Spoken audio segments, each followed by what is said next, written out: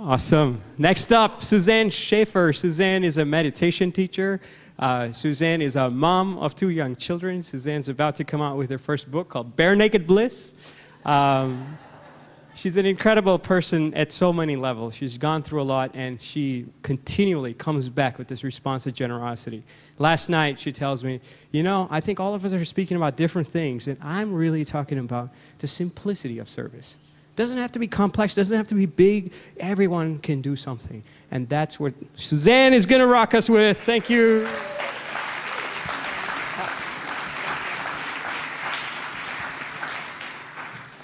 Well, thank you, Nipun, and all of you for being here in this space.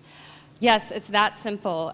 Some of you might be thinking right now, well, it's great, Silas, you know, he's 26 and he can abandon, has that freedom to hit the road and give, but the reality is we all can give, and we can be in that space of giving.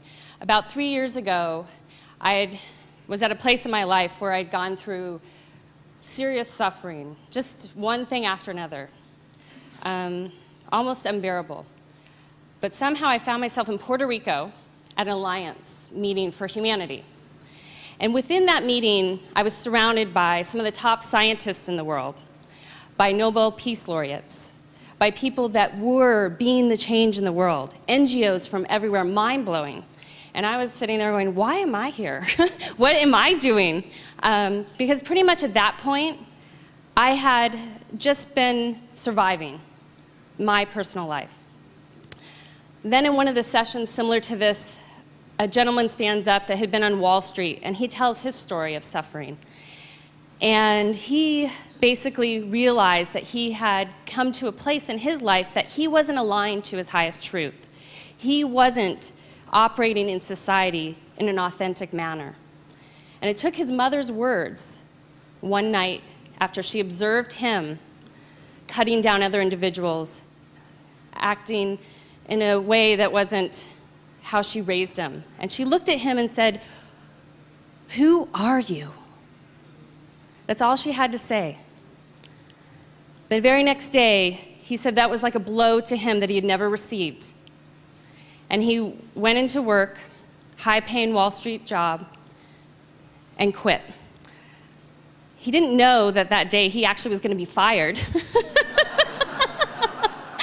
But he quit. And he took the time to reflect and reconnect with his self and connect to that place of service. And where that landed him was to be in a place of service to people in the financial world. And as he sat there, simultaneously, during that period of growth for him, he realized he was a playwright. And he wrote an opera that ended up on Broadway. And he sang a song. And as he sang that song, I sat in the audience like you all are right now, and I just cried. And I knew right at that moment my life was changing. I wasn't an NGO, I wasn't making biomass, I wasn't leading million-person meditations, but I knew that I was being asked to move back into a place of service that I had promised my father I would be in when I was 5 years old. I didn't know how, I didn't know why, and I didn't know what the path was. Over that course of that next year, I spent a lot of time just continually going through my own healing process of letting go. 1 year later, same conference in Puerto Rico, and there I'm really ready to be engaged and commit to something, some organization that is aligned with me. I land in a circle with a Nobel Peace Laureate, many other astute scientists, and Nipun Mehta. That moment, again, 1 year later, forever changed my life. I found my soul brother, someone that was committed to serving just because, no strings attached. And the story he shared with you about his mother when he went on that pilgrimage struck me like a chord, because we had some of the highest intellectual capital in that room. Everyone discussing what they could possibly do to change this planet, to save the planet before our time runs out. But Nipun had the simplest answer, and all it was going to require was to do what is in your heart in a moment. It doesn't take a a strategic plan. It doesn't take a long thought out process. It doesn't take venture capital. It just takes a moment. And as he said those words that he shared with his mother, if you're afraid that I don't have shelter, give someone shelter. If you're afraid that I'm hungry, give someone food. If you're afraid I'm cold, clothe someone. So in our group, as we broke out, I said, Nipun, you have to share this with everyone. You have to let them know this is all we need to do. And he said, no, Suzanne, you share it. In Nipun's natural style, to step in the background, in his humble nature. So I shared that with everyone. And then after that session, people were impacted by that. It touched their soul to realize that it is that simple. For all of us, we can keep it that simple. And we don't have to think big.